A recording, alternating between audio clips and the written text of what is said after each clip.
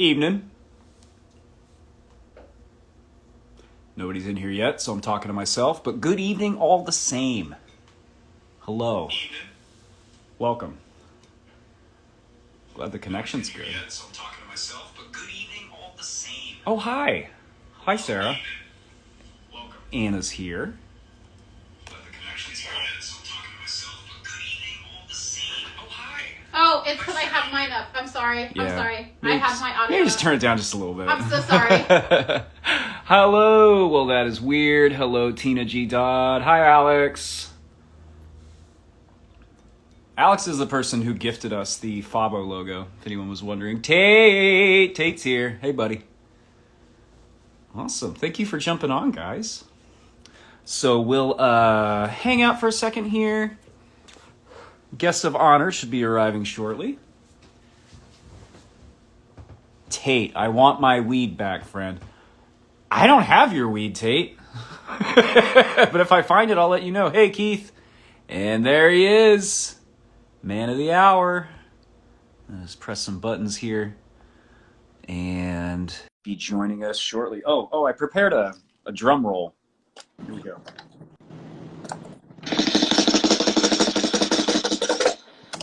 Jonathan Dodd! Hey, what's going on? What's up, man? Not too much. Hanging out. Yeah. Just ate some dinner, having a beer, just ready to hang. Right there with you, dude. It's really good to see you. Yeah, nice to see you too. Yeah, Where's man. Sarah? Huh? Where's Sarah? She's hiding over there off camera. Hi. Hi. Jonathan says hi.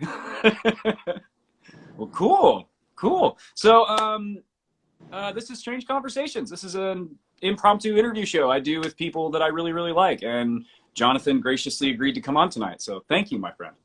I'm very excited. This is awesome. I've been looking forward to it since you pitched it to me. Awesome. Thanks, man. Glad to have you. So just in case anybody watching is not mutual followers of us, and it looks like there might be a couple, tell us a little bit about you, whatever you care to share, likes, dislikes, this and that. Oh, geez, the dislikes, they just go on and on. No, I guess I would just say that I'm an artist, have been for a very long time. Since I was a very little kid, I've always been really interested in, monsters and, creatures and, stories and storytelling and all kinds of stuff like that. And I think just in my old age, I've kind of melded those together and found a really awesome community here to share that kind of stuff with. So I'm really stoked about that. And that's like one of the most exciting things I think that has happened to me recently, honestly, is getting together with, people like yourself and being able to, express myself through my artwork. Yeah, man, I agree with you. This is a fantastic community, and we've got a few friends in the audience who I would say, oh yeah, those people too. So yeah, it's a great community, man. Hello to everybody who just jumped in. Good to see you. Ashers, hey Ashers. See Easton. What's up, Easton? Easton. Who else is here? Greg's here. My buddy Keith is here. My sister's here. Sarah's sister's here too. Wonderful. Mike's here. Mike was our guest last week. Hey, Mike. That was a good show. I liked that show a lot. I sometimes I have to like, okay, I'm going to prompt this person a little bit. Mike was a really easy person to interview. It was a lot of fun. But anyway. Hello, Crypto. You're going to have to prompt me. Nah, man. You're an excellent conversationalist. So there's a really good chance people have seen your work, even if they don't realize it. Where might people know you from? Honestly, like Instagram, probably the most would probably know me from Instagram. My handle is Jonathan_Dodd_draws, and that's where I upload most of my stuff. And let's see, I've been working on some other stuff recently. Recently been doing some pretty cool projects with like Small Town Monsters. I've had some stuff in their documentaries, which was huge for me. I know you're a huge fan. Yeah, I was going to say, I'm really excited to ask you more about that. I was like, oh my God. When, I initially met Seth at Cryptid Bash. Mm-hmm. And I had done 2 illustrations for Alexander Petikoff for one of his Beyond the Trails, and Seth came up to me and was like, "Hey, did he pay you for those?" I was like, yeah, he did. And Yeah, it's fine. and so then after that, like we struck up a conversation, started talking about movies and stuff like that, and then a few months later, he just hit me up and was like, "Hey, would you be interested in doing some illustrations?" And I was like, "Yeah, definitely, that'd be That's awesome." awesome. So yeah, I've been doing some stuff with them, and that's like been a pretty exciting project for me. That's really cool. Yeah, especially if you were their stuff. I've loved their stuff forever. That's what I was going to say, especially if you were a fan before. That must have been tremendous. Like, yeah, I met Seth at Cryptid Bash, and it was definitely a 2021 highlight for sure. But getting to work with them, man, that's exciting. What projects have you done with them so far? For, I don't know, maybe there's something in the works you can't tell us about. But Let's see. Bigfoot the Discovery was the first one, and I did I think 15 or 16 drawings for that one. The coolest part of that one, I think, was the illustration I was doing was what's his name? It's one of the guys from the Olympic Project. His encounter, or not his encounter, but an encounter that he was telling about, like back in the day, like in the 1800s.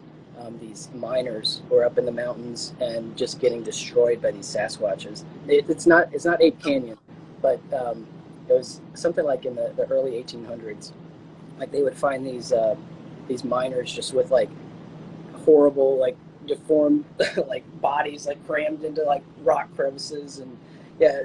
So he was like, I mean, don't draw that, but just make it like a very dangerous situation.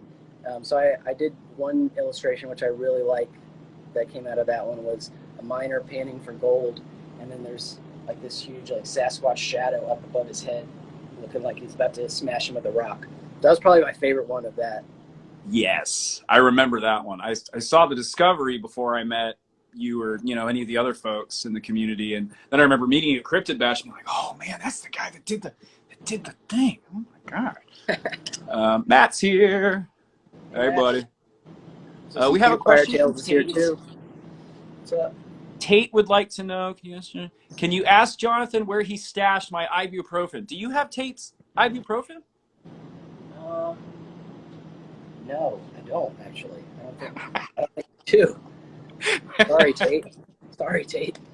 I lost it, I guess. I don't know. Gotta keep looking, Tate. Sorry. Someone send Tate some ibuprofen.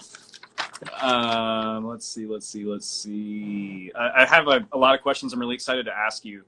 You've been doing work with Greenbrier Valley Brewing Company for a while. Yes, that's another project that I'm really, really stoked about, and I'm going to be doing more with them. Yeah, actually, I was just working on that one a few hours ago. Actually, they're getting a new vendor or something like that for their can, and they had to update the artwork a little bit. It's the same artwork. I just did like the graphic design, sort of like tweaking of it. Nice. But yeah, so I'm still working with them. I'm doing like some more designs for their new beers that are coming out. But the one that I just did was a blonde ale, and it's called Braxy Blonde Ale. It's the Braxy, right? Yeah. Yeah. The Flatwoods Monster, and I was just really stoked about that. I met them at Cryptid Bash too. They were slinging beer at Cryptid Bash, and I guess I met the rep. I can't remember how I met her, but I gave her some of my stickers, like my faux beer label stickers, and she was like, "Oh man, I got to show this to my to the marketing guy over there," because evidently he was like a huge cryptid guy. So then she actually did that. She passed along my artwork to him, and he gave me a call one day and was like, "Hey, would you be interested in doing a Flatwoods Monster beer?" And I was just like, yes, I could definitely do that. So, and that, I mean, it's just like it was a huge bucket list item for me, is doing a beer label. So I've always wanted to do a beer label. The work speaks for itself, man. I think it's fantastic. I love your Braxy. Speaking of your Braxy, and also speaking of Cryptid Bash, I took this down just for the occasion, but we keep this in our living room where everybody can see it. Heck yeah. That's with your actual like writing art. I like to show that off.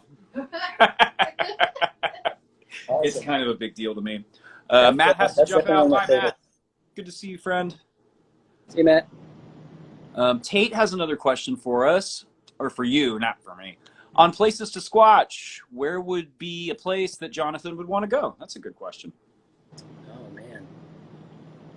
Well, since I'm talking to Tate here, definitely, Bluff Creek, obviously. Like, Of course. if Tate wanted to fly me out to California, and we could all meet up there, I mean, that'd be pretty cool. Good spot. Yeah. Very good spot. Campfire Tales has a question. What has been your favorite project this year, and why is it our Pope Lick Monster shirt? Speaking of, That was awesome, actually. Like, I was really stoked to do that. And that, they're a backwards, but yeah. Is that a poster? Did you put it on a poster, or is I it just put it on my Oh, it's iPad. iPad. Okay, I couldn't tell if it was framed or not. I was like, damn, you framed that already? No, but I did order my shirt. Awesome. It's on the way. Awesome. Yeah. Cool.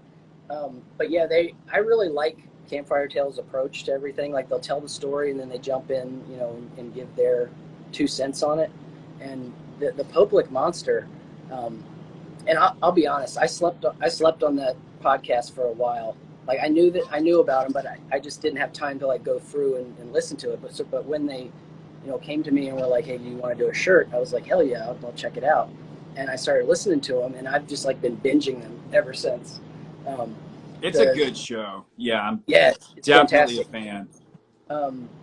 But their Pope Lick Monster episode was definitely my favorite of the ones that I've listened to so far. So I was really stoked to do the shirt for that. But, that was the first one I listened to of theirs, and so I think it's the one I remember the most vividly. So when I saw the piece you had put together, I was like, nailed it. Like, that's it. Sorry, I cut you off. No. And what I think I liked so much about it was just like, I don't really think too much about that cryptid. And what they brought to it was a little bit different. Like, they had, I think at the end they were sort of like throwing around the ideas that maybe it was some sort of like trickster spirit, or it could be, some sort of ghost even. And like, that didn't even really dawn on me, because I guess I hadn't really thought too much about it. But you just think about, there's a goat man under the bridge. So I hadn't really thought too much about it, but it definitely opened my mind a little bit to it, and I was really stoked to learn more about it. Yeah, I love that episode. I love their show, but I love that episode. Really good stuff. Hey, buddy, you gotta quit. Can we put him up? Sorry, cat stuff. Just get away from the camera. Like, you can hang. Just get away from the camera. You want me to put I him up? had to shut the door because my dogs would be all over the place. I know, man. He's jealous. If he sees me paying attention to something that's not him, he tries to get in the middle of it. It's a whole cat thing. He's mine. Exactly. It's weird, man. Speaking of other collaborations you've done recently, I'm really excited about this one. The first Paranormality magazine T-shirt is available for pre-order, designed by Jonathan Dodd. And I have the privilege of being one of the writers for Paranormality, and I was talking to Jack a few weeks ago, and he's like, hey, I've been thinking about reaching out to Jonathan about doing a shirt design. Do you think that's a good idea? And obviously I was like, yeah, it's an amazing idea. Thank you for endorsing me. Yeah. I mean, he was going to, it doesn't matter what I say. He had already figured out what he was going to do, but I was just really excited about that idea. And the prompt that he gave you, if I'm not mistaken, was what comes to mind when you hear Paranormality magazine? Yeah, and see, that's really sort of vague and wide open, which actually I like that. Every now and then, I guess it depends on the project, really. But I like a little bit of direction. But if someone will, just let me kind of go crazy, I think that's probably my favorite kind of, art prompt. Yeah, you nailed it, dude. You nailed it. Everybody who saw the design before the pre-orders started was very excited about it. I can tell you that for sure. Oh, good. Yeah, I'm glad. I'm hoping they'll be able to make a little bit of money on that. Yeah, I think it's a really cool idea to collaborate with different artists and just put out a whole bunch of cool merch. Yeah, Paranormality is cool, man. Not that I have a stake in the in the argument, but Jack's doing some cool stuff. Or anything, are you? What'd you say? Sorry. I said you're not biased or anything, are you? No, not biased at all. No, I haven't been writing for them for 4 months. Awesome. Are there any? I'm hesitant to ask this question. I've heard that some artists prefer not to be asked this question. But are there any influences or inspirations that you like to cite or that you like to share? Oh, geez. All right. So first coming to mind, I guess, would be comic book artist Jack Kirby. He was a huge influence on me as a little kid. I would, my dad was like a huge comic book guy. He had, he collected all through the 60s and 70s. And so he had all these classic comic books that, I just had access to as a kid. So, I mean, we had like literal stacks of comic books growing up. And, you just take one down, you check it out, and then you start copying the panels. Start drawing Captain America or Spider-Man or, something like that. And that's kind of where I got my start. And when I think back to like people that really like influenced me, that's probably like number one, really. That's cool. That's really cool. I've kind of noticed a little bit of like, when I look at your stuff, I'm like, man, I feel like this could be a graphic novel or this could be straight out of Marvel. Like you definitely capture that style. Thank you. Yeah. Love it. Oh, I see my brother. Hey, Joe. Hey, Joe. Let's check the comments here, see if we're missing anything. Don't want to leave anybody out. A little bit of conversation about the Pope Lake monster. Everybody agrees with us. It's awesome. Greg, all the weird. Jonathan, is your background wood paneling? It is. It is wood. I believe it's beech wood is what you call it. So fancy. That's very fancy. That's definitely what I've been wondering about since we jumped on here. So. Other stuff, other collaborations of yours. This is one of your designs, I believe. Yes, it is. Yeah. Yes, I did that one for Jesse and Joe of Hellbent Holler. Yes, they're great. Definitely follow them. I got to meet them at CryptidCon. They're really cool. And they bought some artwork as well. Yeah. They were there. I kept passing them as I was running around and doing different things, and every time Sarah and I would pass them, I'd be like, look at Jesse and Joe, look. So finally, I think within the last few hours on the last day, I was like, all right, I'm just going to finally go up and say hi because I'm not going to get another chance. And they're super cool people. It was a lot of fun. And then Jessie gives us the shirt. She's like, Jonathan Dodd designed it. And I was like, yes. I don't know. I think they were like one of the first people that I actually saw there. And Jesse was like, Joe, go get the shirt. And he ran out and grabbed a shirt and a big old beer glass with like a Hellbent Holler beer glass. So they gave me like a whole little CryptidCon package. So I thought that was really cool. Nice. They're cool people. I ran into a lot of people at CryptidCon that I was so excited to see because I'd seen their faces online, and then, sorry. I could talk about CryptidCon for a long time. But speaking of CryptidCon, it was awesome. It was a fantastic time. Like it was absolutely nuts and just like seemed like nonstop all the time. And I was extremely tired at the end, but like it was so much fun. I'd do it tomorrow. I would go do it again tomorrow. Yeah. No contest. I keep having dreams where I'm back at some kind of a convention and I don't know which one, but I think it's because of CryptidCon probably. Yeah. Definitely. What other events were you at this year? You did CryptidCon, you did Cryptid Bash. Were those the only two? Those were the only two. Yeah, those are the only two that I've ended at. And Cryptid Bash was my first one ever.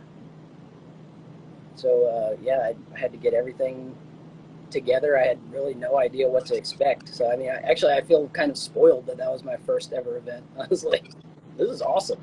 It was a great event. I mean, for something that was put together in, 4 months, I think they said. For what? Cryptid Bash, wasn't it like 4 months? I think so. I can't remember. Right. But they organized it very, very quickly. Like, that was a booming success. They have a lot of time now to set something up, so I'm really stoked to see what they come up with. Yeah, I'm very excited. Asher's, we snuck Jonathan into the VIP meet and greet Friday. Oh yeah, you did make it into there. That was a good time. We actually showed up in there, and me and Asher's and Ann, and we were just kind of like looking around, like, I don't recognize any of these people. This is kind of weird. But so yeah, then we were like, yeah, we gotta get out of here. Before it gets long. Actually, they were allowed to be there. I was the one that was not allowed to be there. From what I hear, nobody was paying that much attention. So,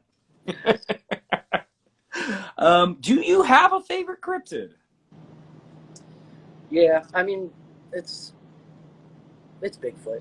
It's definitely Bigfoot. I do think though that like as I get a little bit deeper into this and do a little bit more research, and I get these projects and I have to kind of like look into them a little bit further and try to bring my own thing to it. Like I feel a couple of them sneaking up, on Bigfoot's heels though. Like the Flatwoods Monster. Like I have a special place in my heart for the Flatwoods Monster now, and I want to start like researching more into it. Like it makes me want to get more into stuff like that. So.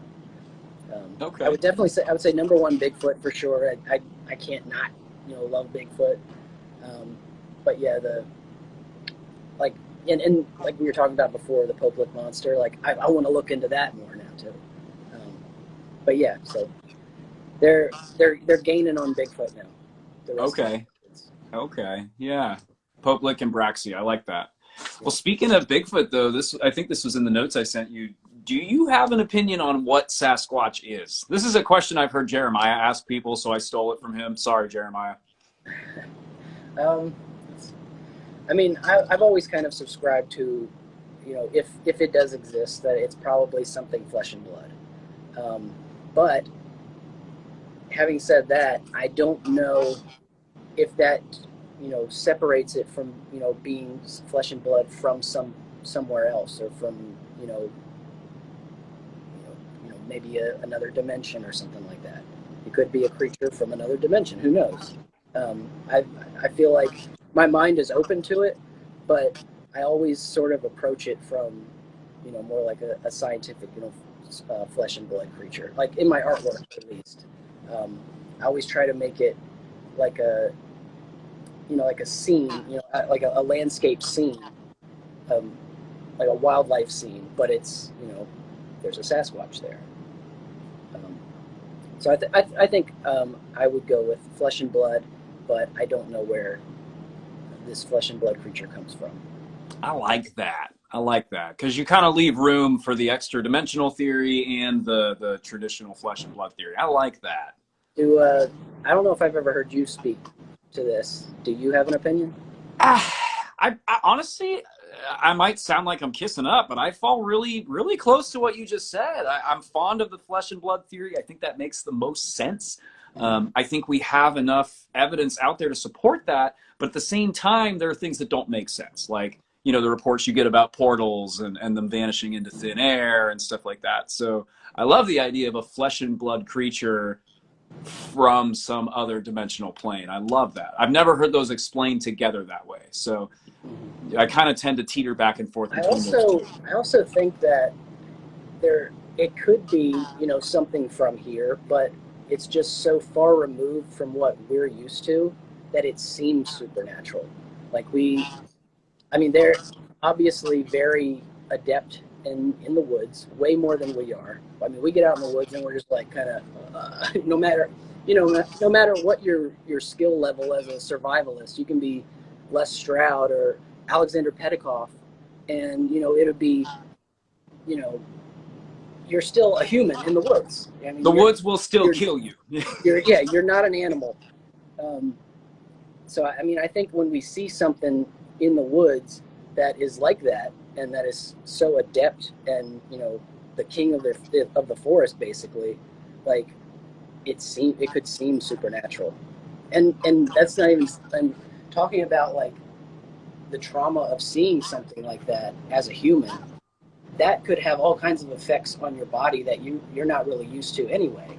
So I think that could potentially explain away some of the supernatural things, I think, in my mind, but just the initial trauma of seeing something like that. Does that make sense? I feel like No, I think I see what you're saying. Like something that's so far outside of our normal perceptions and what we what we can normally comprehend and process, that we just can't quite deal with it. Is that kind of what you mean? Yeah, yeah. And I'm not Yeah. saying, for everything. I'm not saying that for everything, but I think that could be, a big part of it as well. I like that. Yeah. Super enlightened thoughts on that, man. I'm really glad I asked you that question. Let's see. Strange times indeed. Cliff is here. Good to see Hey, Cliff. you. Hello, Zayclef. Hello, Jason Tracy. Let's see. Cliff agrees on the why not both point. I like that. And Asher says exactly. Yeah. See, we're all on the same page here. That's nice. That's nice. Let's see. Oh, Cliff has a really good question. Do you think when the coward lion sang about if he were the king of the forest, he was referring to wishing he was Bigfoot? Yes. Yes. Short answer, yes. Yes, I do too now. That's now in my head canon. That's what it is now. Okay. I'm a big Wizard of Oz fan as well. So Yeah. Have you I'm looked into envisioning the that whole scene right now in my head? Have you heard about the Wizard of Oz conspiracy theories? Like supposedly there's a dead body hanging in the background in one of the scenes. I have seen that. That was actually debunked, though. Have you seen? It was actually a bird in the background, like a big stork or something like that. That was like flapping its wings like right at the right time, and like casting a shadow that looked like somebody hanging. Okay. But yeah, there are a lot of like those behind the scenes kind of conspiracy theories surrounding the Wizard of Oz, and yeah, I like those. Interesting. Yeah, it's like one of the most iconic pieces of art of the last however many 100 years. Yeah. Ashers has a good question. Has Jonathan ever had any encounters with high strangeness? Yes, actually, I've seen a UFO. I don't mind talking about it because it was a classic, unidentified flying object. I mean, I saw it in the sky and I had no idea what it is. I'll jump right into it. I was driving down the road on my way back from work. Long stretch of highway, I guess it would be 301 in Virginia. And I was kind of, spaced out driving, listening to music. Actually, no, I was listening to a podcast. I was listening to Sasquatch Chronicles, actually. I remember that. Good one. And yeah, I was just kind of like spaced out listening to the story, and then all of a sudden, saw something kind of blinking, up above, like about sort of like tree line height. And I looked up at it, and then my brain just said airplane, and I just took my eyes off it and just kept driving. And then I kind of second guessed myself, and I was like, wait a minute, it was standing completely still. So I looked back up, and it was still sitting there. It was a sphere. A spherical object, looked to be about as big as maybe a disco ball, or maybe like one of those large beach balls. That's small, really? Yeah, it was pretty small looking. At least from my vantage point, it looked pretty small. But it was completely mirrored, and I think it was either spinning and reflecting the sun, or it was blinking. I couldn't tell, what it was actually doing, but it blinked 3 times at me. I say at me, I don't know if it was at me, but it blinked 3 times, and then it spun on its axis and totally disappeared out of the air. And I was like, in that moment, like, I feel like my brain, like, stopped for a second. It was so weird. Like, I've never experienced anything like that before. But it just felt like my brain stopped for a second, and then I came back and I was like, what? It was so weird. That kind of goes back to what you said about potential Bigfoot sightings. Like, your brain is just not prepared. Like, Exactly. I mean, it came out of nowhere. I was not expecting it. And then, yeah, it just was there, and then it wasn't there. And I was just like, that's really weird. Dude. I can't explain it other than unidentified flying object. Asher says, I will go to my grave believing it blinked at you, but you should draw it. I'd be down to see that. Maybe I'd love to see a drawing of that. Sarah makes a point, and I guess that should bring us to one of the, pieces I wanted to talk about tonight. This one, Yeah. which I absolutely adore. I'm very lazy and haven't bought a frame yet. But this is Cryptids Crossing the Delaware, which I believe, wasn't this Sarah Cooper came up with the concept and you guys Yes. talked about it or something? Yeah. She and I collaborate a lot, actually, and that was just an idea that she sent me the original, Washington crossing the Delaware, and was like, we should do something with cryptids with this. And I came back with, oh, we need to have Mothman, we need to have this, we need to have Hodag in the back, we need to have Braxy paddling. And so, I mean, we went off on it, and I don't know, I got really into it, and I finished it in like 2 days. 2 days? Yeah, just like I was keyed in on it though. Like, I was so stoked about it. That's amazing. I get that way. I get that way though. Like, I'll have an idea or someone will pitch something to me, and I'll just like jump on it. This might be my favorite of yours. That's hard to nail down because you have a lot of great stuff, but this might be my favorite because It's the only piece you've ever been like, I'm going to dress up because of this. yeah, that was the point I was getting to. Before I purchased this from you, Sarah and I dressed as George Washington, her, and Mothman, myself, for Halloween. So we're working on plans to try and recreate this scene IRL with the costumes.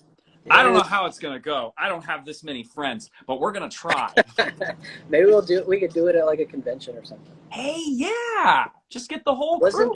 Wasn't Mothboy Matt just talking about having a costume contest at Cryptid Bash? Yes, which I'm 100% on board with. It's going to be George Washington Mothman. Yeah, George Mothwashington. Moth Washington. We'll work on it. We'll workshop that. We'll figure it out. Let's see. Is there a case or a cryptid or a phenomena that you are convinced is a hoax? Or maybe not necessarily a hoax, but is completely not paranormal? All right. I don't know. I feel like there's part of me, like, I'm pretty good at spotting, a fake when I see it. Mm-hmm. Nothing's really like coming to mind right now, but I also am kind of on the other side of the coin, kind of a romantic. I guess I am an artist. I want to believe in these things. So it kind of takes a lot for me to, like, nitpick at something and analyze it. But I mean, I do that. And actually, okay, so I got one. And I guess this is a little bit tweaking your question a little bit, but Oh, go right ahead. Back in, like, I guess it was the early 2000s. I don't know if you remember this. It was a hoax. The Bigfoot in the freezer, the Bigfoot in the freezer hoax. Those guys said they had killed a Bigfoot, and they released these pictures of a Bigfoot, a supposed Bigfoot, like frozen in a refrigerator with like guts hanging out and stuff. Was that the guy from Texas? I think so. I can't remember. I think that's the guy we talked about we did an episode on Sasquatch in Texas, and we talk about a hoax where he supposedly had a body. I think it's the same guy. Okay. Yeah, so I remember that coming out back in I guess the early 2000s or whenever it was, and that was just like part of me was like, man, I hope they really didn't kill a Bigfoot. But then the other part of me was like, that looks so dumb. So, I mean, I definitely spotted it, and I don't know, I just, that one kind of stuck with me for whatever reason. Maybe because it was like, I was really getting into it at that point, and we were listening to, I don't know, they used to, instead of podcasts, they had Blog Talk Radio. I don't know if you ever listened to those. They had a bunch of Bigfoot Blog Talk Radio channels, and they talked about that a lot. So I like followed along with that. It was like a news story. But yeah, that kind of sticks out to me as a hoax that I know of, and was kind of affected me. Okay. Do you think it's affected the way you look at alleged pieces of evidence or Bigfoot footage now? Because there's so much now. There's so much. Yeah. Now, like something new comes out, I go down a rabbit hole, like trying to find it. I'm not. You may know this one, but there's like it's called like the High Sierra Bigfoot I see a Bigfoot clip or something like that, and it's like a reddish brown Bigfoot, like bounding from side to side, or like chasing a guy down a hill or something like that. I don't think I'm familiar with that one. Okay, I'll send it to you because I think I have it somewhere. But Please. it's definitely a hoax, and I actually found the actual short film that it comes from, and so whenever that like, I guess it resurfaces every now and then. So at one point, like I told somebody, I was like, I sent it to them. I was like, it came from this film, so it's not real. And they were like, I don't believe that. So I mean, you can't. Sometimes you just can't talk to them. No, yeah, we all want to believe. That's right? another hoax. That's another hoax that I tried to debunk. You did your part. I mean, you can only I present the tried. information. You did your part. There was a Loch Ness Monster hoax really, really recently, mid to late last year, where somebody had superimposed a toy plesiosaur over a satellite or a drone image of Loch Ness or something, and that blew up. Really? That made headlines. I don't know if you remember that one. Wow. Huh. Yeah. I don't think I saw that one. Or maybe I don't know. It does sound kind of familiar. But It was short-lived. Maybe I didn't know it was a hoax. I don't know. I heard it was. Greg, our friend Greg helped debunk that one for me. Let's see. Asher says, people show pictures from the movie Exists all the time and refuse to believe it's from a movie. I haven't seen that. Yep, I've seen that too. Yeah. I haven't seen that one. So we talked about this a little bit earlier, but is there a case or a phenomena or a creature that you feel is under-investigated? That, oh wait, sorry, let me stop myself for a second. Greg says, Mr. Sam Sheeran debunked it. So credit where credit's due. Thanks, Greg. Nice. Yeah. Sam is a great guy to go to for a skeptical lens, man. He can spot really something a mile away. He really is. And actually, I'll say something else nice about Sam. He was one of the first people that when I started doing these cryptid drawings, I reached out to him, and actually I jumped in on one of his live session drawing things, and I just started talking to him. And he's very communicative with his audience as he's drawing. And he said, he was like, Jonathan Dodd draws. What does he draw? Does he draw breath? And like he just went on this whole thing, and I was like, dude, this is hilarious. But then he was like, I'll have to check out your drawings, and I was like, yeah, right. You're not gonna do that. But then, like a week later, I had like a bunch of likes, and he was following me, and he sent me a message. He was like, you're doing really good work. Really stoked for the work that you're doing. Keep it up. And I was like, man, that's really cool. So he and I have stayed in contact, and yeah, he's definitely one of my good friends now. He's a good dude. He does a lot of work with paranormality. He's designed several of the covers and a lot of the creative meetings that I've been a part of. He's been involved in. He's just a great guy. He's just a great dude. Super knowledgeable too. Yeah, love talking to him. His podcast is coming back soon. Forward to it. Or he's starting one, or I don't know. He's going to be on a podcast soon. That's I think all. It's a new one. I think it's brand new. It is a new one, right? Yeah. I just want to listen to him talk. Yeah. Campfire asked, what'd you say? I'm sorry. I said, what was your question? Or you want to answer a question first? Oh, yeah, I had one, but Campfire asked one that I really like. Jordan and or Ryan, I'm assuming Jordan. Just going to guess it's Jordan. The question is, do hoaxes play an important role in the prevalence of cryptozoology in our culture? I would say yes, they do. And I don't really know how how else to say it, but they sort of inform, on what we already know. Like, and I guess maybe I'm talking about my ass here, but yes, I think it does actually. Okay, I would agree with you. I mean, it gets people talking about it. It generates interest. Yeah, but it's for the negative though. I feel like. Wait, what do you mean? Sorry. It gets people into it, but I feel like it's kind of negative as well. It's a negative to get into it, if that makes any sense. Yeah, well, it takes credibility away from real research, and real evidence. I don't know if you Right. agree with that. Exactly. Yeah. Like I think about the work that people like Alex Petikoff and Seth Breedlove are doing, and then somebody just does a hoax, and it's like, well, you man, like, Right. Yeah. Where'd you come from? yeah, you ain't been in the woods. Cool. I agree with you on that. Great question, Campfire. Thank you. So this is the question I had for you. Is there a case or phenomena that you think is under-investigated or underappreciated, needs closer examination? Mm, oh, actually, yeah. So I was listening to a podcast, Micah Hanks's podcast.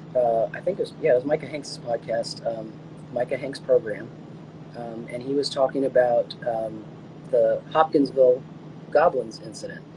And I actually think that there's a lot more that you could, delve into there. And I mean, granted, most of the people are dead that experienced it, which kind of sucks. But I don't feel like the proper attention has been paid to it. Like, there's definitely something weird. Definitely something weird happened there that definitely warrants, I think, a little bit more investigation. So if any investigators out there listening, definitely hit up the Goblins. Yeah, Goblin Gang. Heck yeah. This is one of my prized possessions. I haven't stuck it on anything yet because I can't take that decision back, so I just kind of keep it around. Nice. No, I agree with you, man. Hawkinsville is a weird case. There's a lot to that. It's one of those that kind of pulls from different. Sorry, go ahead. Do you know of anybody who, like, is there an acclaimed Hopkinsville author or anything like that I'm missing? But I don't know if there's like a definitive book on it or if there's like a, super reliable source on it. I honestly have no idea. If anyone in the audience knows, we would really like to know that. Asher said they're just drunk carnies misidentifying an owl. Because you can shoot owls and they don't die. Nah, I ain't buying it. I ain't buying it. And that's actually something that I really hate about a lot of these encounters, especially the Flatwoods monster. They tried to explain that away with an owl as well. Like, it's, with Bigfoot it's a bear, and with aliens it's an owl. Like, it's not always a bear, and it's not always an owl. Nah. And also in these cases, these are people who are like from the area where the reports come from. They know what owls look like. They know what They're bears outdoorsmen. They know the wildlife in their area. Yeah. I'm reminded of the Mothman. I mean, we always go back. I always go back to the Mothman. But yeah, these people know what an owl looks like. Yeah. Couple more questions for you. I've had you for almost an hour. You've been very generous with your time. What motivated you specifically to do cryptid-themed art? Well, I guess I've always been drawing monsters, but I think during the pandemic, I really wanted to kind of zero in on a theme, and that's really kind of where it started. Was picking a cryptid every day or something like that, and then trying to illustrate it, and just that discipline as well of like trying to sit down and do something every single day, and that's really, I guess, the inspiration behind it, and just the fact that I really like monsters, and I've always been into it. You don't have to have a reason beyond that, really, right? I like monsters. That's awesome, dude. Do you have any projects in the works that you're excited to talk about, or maybe it's on the hush hush? I don't know, but I do have some hush hush stuff that I can't talk about, but I will tell you that I'm working with Derek Hayes of Monsters Among Us podcast, and David Flora of Blurry Photos podcast. They're coming together to do a documentary called Shadows in the Desert, High Strangeness in the Borrego Triangle. And it all centers around the Borrego Desert in California. And like there's Bigfoot reports that come out of there. There's aliens. There's all kinds of UFO stuff out there. Lots of ghost stories as well. And we're pulling it all together into one documentary. And they asked me to do the poster for it, which I shared. So if you want to see the poster for um, Shadows in the Desert, it should be on my Instagram still.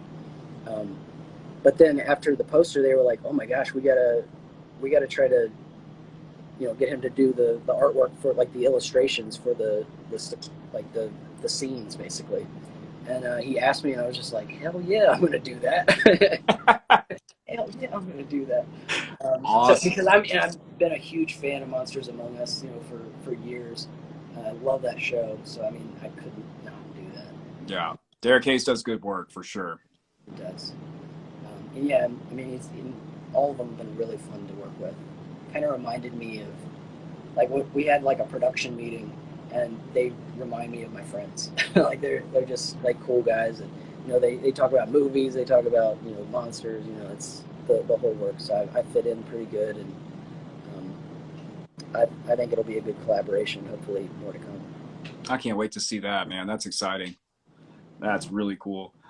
Where can people find you online? Instagram, of course. Jonathan Dodd Draws. Yep, Anywhere else we should keep an eye on? _draws. My website is jonathandoddraws.com, and that's basically it for now. Hopefully, I'll be doing some other stuff soon. But Nice. we'll keep it on the hush for now. Why show your hand too soon? Yeah. Right. You get like a lot of ideas and want to tell everybody about them. I do that. I don't know. Yeah. Well, dude, I could keep you all night. I really enjoy talking to you, but I don't want to do that to you. So thank you so much, man. I was really excited to have you on here. Dude, this has been a whole lot of fun. Thank you so much for having me. I really appreciate it. I love all the work that you do. I love I love being able to meet you at Cryptid Bash and Cryptid Con. We got to hang out, so hopefully in the future we'll be able to do a lot more of that. Yeah, man. Definitely looking forward to that. You're a good dude. It's been an honor, a privilege. I'm always bad at ending these things, so I don't know. We'll just cheers. We'll cheers. Cheers. I'll say good night, and good night to Sarah as well. Good night, Sarah. Good She's night. in the corner. She's over there. Yeah. All right. All right. Good night, my friend. See ya. Thank you, everybody, for jumping on. It was super great to see you. Thank you if you're watching this later on. Man, that was so much fun. Jonathan Dodd is so cool. He's such a cool dude. I'll be back next week talking to Caleb Jones, the bookie man. And then after that, I have the privilege of hanging out with Danner from Conjure Dust Designs. And then we're closing out the month with Jordan and Ryan from Campfire Tales podcast. So, all right, I'm going to go. Love you guys. Thanks for jumping on. Bye.